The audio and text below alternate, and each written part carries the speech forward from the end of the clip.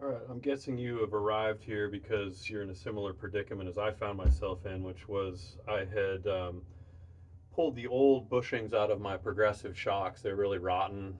These are actually broken, but the old bushings are really soft and pliable.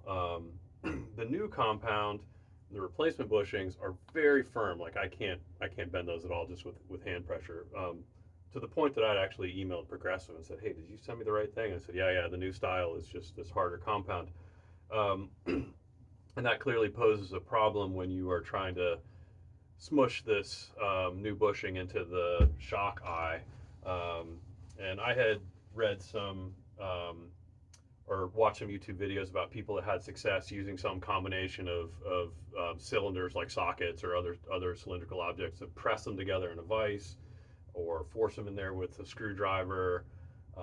Some people had success using like a hose clamp to compress the OD of the bushing so that they could slide it in there. I tried that stuff. It was a battle. I didn't have any success. In fact, like I actually destroyed one brand new bushing trying those things. I kind of tore the lip off of there. So rather than continue to buy parts, I was searching for another option. So that's what I want to share with you. Just another option that I came up with, and that's essentially this part. And I know you're not really going to be able to see the dimensions on this, but it's just a glorified funnel.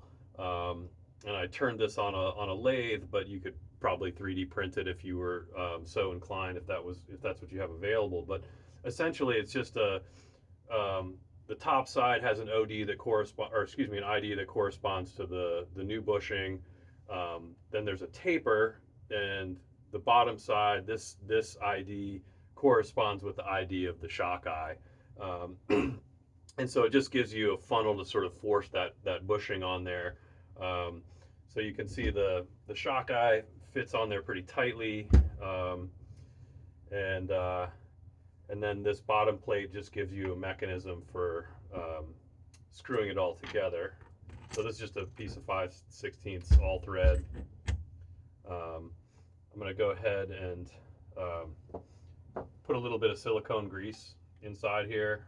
I'm using silicone because some petroleum-based greases can actually affect plastic or rubber compounds, and since I have no idea what these bushings are made out of, I'm just playing it safe and using silicone. But that fits together. Drop my new bushing in, thread it on there, and this just gives me a way to press it together using the all thread instead of a vise or something like that. Seems to me just to be a little bit easier to control and keep everything lined up neatly. I've also got a depth gauge so I can measure my final depth so I don't sort of over squeeze it or undershoot. Um, you will feel sort of a change in resistance as you progress. Sort of feel a pop um, when the bushing first enters the shock eye, and then you feel sort of the money is when you feel that second pop when it comes out the other end. But the depth gauge is just a way to check your progress, make sure everything's going well.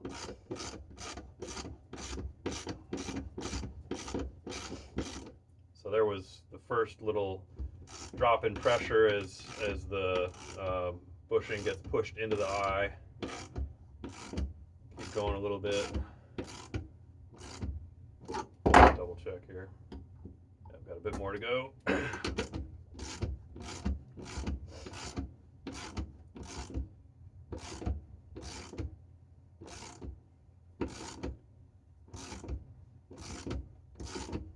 Okay, I think that should be it.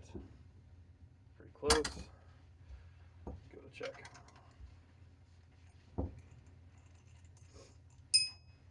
Yep, almost there. Just give that a little tap to finish it off, since I didn't finish threading it all the way. Actually popped it out a little bit too far, if you can see that. So there we go. Right in there, no stress, no big drama. Pretty safe way to do it. So shoot me an email if you want the dimensions of this, if you want to try and turn one or print one or whatever. Like I said, took me probably several iterations. The tolerances are actually pretty tight. This is like version 3, I think, that was a failure. This is like version 4 and finally worked out well. So I'll save you a step if you want. But yeah, I hope that helps somebody. Good luck.